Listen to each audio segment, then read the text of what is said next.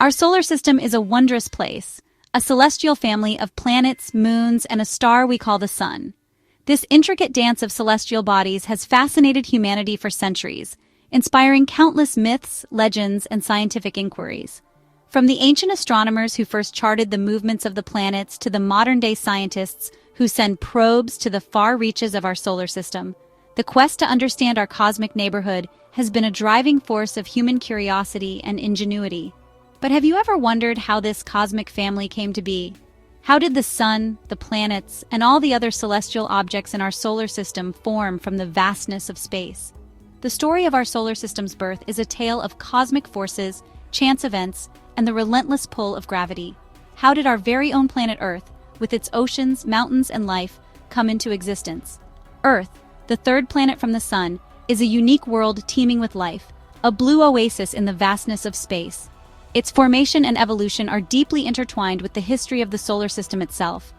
Billions of years ago, our solar system was just a giant cloud of gas and dust, a cosmic nursery filled with the ingredients for stars and planets. This cloud, known as a solar nebula, was a cold and dark expanse, but it held within it the potential for something extraordinary. The particles within this nebula were the building blocks of everything we see today. This cloud, called a nebula, was cold and dark, but it held the potential for something extraordinary. Then, something spectacular happened. A nearby star might have exploded in a supernova, sending shockwaves through the nebula, or a giant cloud of gas might have drifted by, disturbing the peace in our cosmic nursery. These events triggered a series of reactions that would change the fate of the nebula forever. A nearby star might have exploded, or a giant cloud of gas might have drifted by, disturbing the peace in our cosmic nursery. This disturbance caused the cloud to collapse in on itself, setting off a chain reaction that would lead to the birth of our Sun and its planetary system. As the cloud collapsed, it began to spin, forming a flattened disk with the Sun at its center. This disturbance caused the cloud to collapse in on itself, setting off a chain reaction that would lead to the birth of our Sun and its planetary system. Within this spinning disk, particles of dust and gas began to stick together, forming clumps that grew larger and larger. Over millions of years, these clumps became planetesimals, the building blocks of planets. This is the story of our solar system's formation, a cosmic ballet that began billions of years ago and continues to this day. From the initial collapse of the solar nebula to the formation of the Sun and the planets and the ongoing evolution of our celestial neighborhood, the dance of the cosmos is a testament to the beauty and complexity of the universe. As we continue to explore and learn more about our solar system, we uncover the secrets of our own origins and the intricate workings of the cosmos. As the giant cloud of gas and dust collapsed, gravity pulled most of the material towards the center. Like a spinning figure skater pulling their arms in, the cloud began to rotate faster and faster. This rotation flattened the cloud into a swirling disk of gas and dust, much like a cosmic pizza dough being tossed into the air. At the center of this swirling disk, the material was getting squeezed together with incredible force. The temperature at the center became extremely hot, millions of degrees.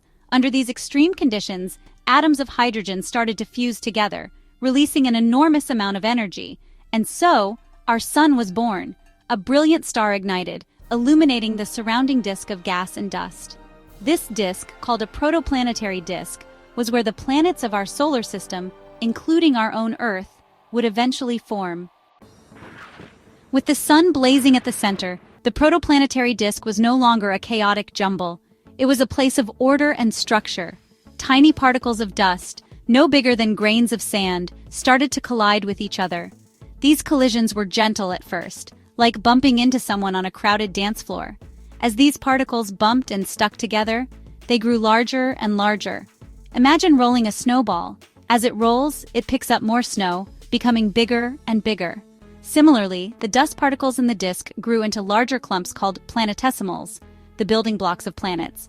These planetesimals were like cosmic dust bunnies, held together by static electricity and gravity. They zipped around the young Sun, some colliding and sticking together, others breaking apart. It was a cosmic demolition derby, with planetesimals smashing and merging, creating a chaotic but creative environment. Section 4. The Great Divide, Rocky Worlds and Gaseous Giants. As the planetesimals continued to grow, a crucial difference emerged between the inner and outer regions of the protoplanetary disk. This disk, a swirling mass of gas and dust, was the birthplace of our solar system. Within this disk, tiny particles collided and stuck together, gradually forming larger and larger bodies known as planetesimals. Over millions of years, these planetesimals would become the planets we know today. This difference would determine the destiny of the planets that would form. In the inner regions, closer to the Sun, the intense heat played a significant role in shaping the types of materials that could exist. Meanwhile, in the outer regions, far from the Sun's scorching rays, a different set of conditions prevailed, allowing for the formation of entirely different types of planets. Close to the Sun, where it was much hotter, only rocky materials like iron and silicate could withstand the heat. These materials, being able to endure the high temperatures, began to coalesce and form the building blocks of the inner planets. The intense heat caused lighter elements and compounds to evaporate, leaving behind only the most resilient substances. These materials formed the building blocks of the inner planets: Mercury, Venus, Earth, and Mars. These planets, often referred to as the terrestrial planets, are characterized by their solid, rocky surfaces. Over time, these rocky bodies grew larger as they continued to attract more material through their gravitational pull. These planets are small and dense, with solid surfaces and thin atmospheres. Their proximity to the Sun means they have relatively high temperatures, and their atmospheres, while thin, are composed of various gases that have been retained over billions of years. Each of these planets has its own unique characteristics, shaped by their individual histories and geological activities. Farther out from the Sun, beyond what we call the frost line, temperatures were much colder. The frost line marks the boundary in the solar system beyond which volatile compounds like water, methane, and ammonia can condense into solid ice. This region, being much cooler, allowed for the accumulation of these ices, which played a crucial role in the formation of the outer planets. Here, in addition to rock and dust, ices like water ice, methane ice, and ammonia ice could also exist. These ices, being more abundant in the outer regions, contributed significantly to the mass of the planetesimals forming there. The presence of these ices meant that the planetesimals could grow much larger than those in the inner solar system. These ices became part of the planetesimals, making them much larger than their rocky counterparts. As these icy planetesimals continued to grow, they eventually reached a size where their gravity could attract and hold on to the surrounding gas, leading to the formation of the gas giants. These icy planetesimals grew into the cores of the giant planets, Jupiter, Saturn, Uranus, and Neptune. These planets, often referred to as the gas giants, have cores composed of rock and ice, surrounded by thick layers of gas. Their immense size and mass are a direct result of the abundant ices and gases available in the outer regions of the protoplanetary disk. These planets are massive, with thick atmospheres composed mostly of hydrogen and helium. The gas giants' atmospheres are so thick that they make up the majority of the planet's volume. These atmospheres are dynamic, with strong winds and storms, some of which, like Jupiter's Great Red Spot, have been raging for centuries. They are truly giants, dwarfing the inner rocky planets in both size and mass. The gas giants' immense gravitational pull has also influenced the orbits and formation of other objects in the solar system, including moons, rings, and even smaller bodies like comets and asteroids. The contrast between the rocky worlds and gaseous giants highlights the incredible diversity and complexity of our solar system. Section 5. The frost line, where ice giants are born. Imagine drawing a line in the sand, a line that separates two very different worlds. This line is not just a simple boundary. It represents a significant change in conditions, a threshold that marks a transition from one state to another. In our solar system, such a line exists, and it plays a crucial role in the formation and distribution of planets. This line, in our solar system's case, is called the frost line. It is an invisible boundary that lies at a specific distance from the Sun, where the temperature drops low enough for volatile compounds like water, ammonia, and methane to condense into solid ice grains. It's the distance from the Sun where temperatures are cold enough for ices to remain frozen. Beyond this line, the environment is frigid, allowing these ices to persist and accumulate over time. This accumulation of ices is a key factor in the formation of the outer planets.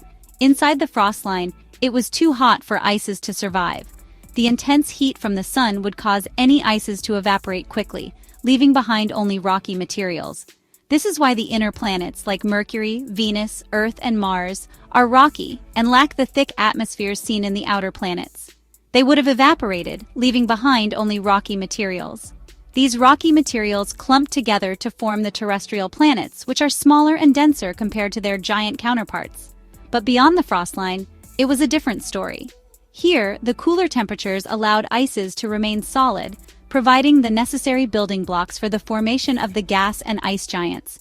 These planets could gather more material, growing larger and more massive than the rocky planets. Ices were plentiful, and they played a crucial role in the formation of the giant planets. These ices acted as the core around which gas could accumulate, leading to the creation of massive planets like Jupiter and Saturn, which are primarily composed of hydrogen and helium. Think of it like building a snowman. Just as you need snow to build a snowman, the outer planets needed ices to form their cores. These icy cores then attracted surrounding gas, growing into the giant planets we see today. You need snow, which is like ice, to make a big snowman. Similarly, the giant planets needed ices to grow to their enormous sizes. Without these ices, the planets would not have been able to gather enough material to become the gas giants we observe. Similarly, the giant planets needed ices to grow to their enormous sizes. The presence of ices provided the extra material necessary for these planets to accrete, or gather, more gas from the surrounding protoplanetary disk. Ices provided the extra material for these planets to accrete or gather more gas from the surrounding disk. This process allowed them to grow rapidly, becoming the dominant giants of our solar system.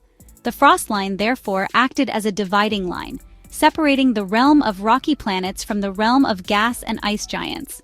It is a fundamental concept in understanding the formation and structure of our solar system, highlighting the diverse conditions that led to the creation of such a variety of planetary bodies. Thanks for exploring with us on the cosmic frontier. Don't forget to like, subscribe, and hit the bell icon to join us on our next cosmic journey. Until then, keep reaching for the stars.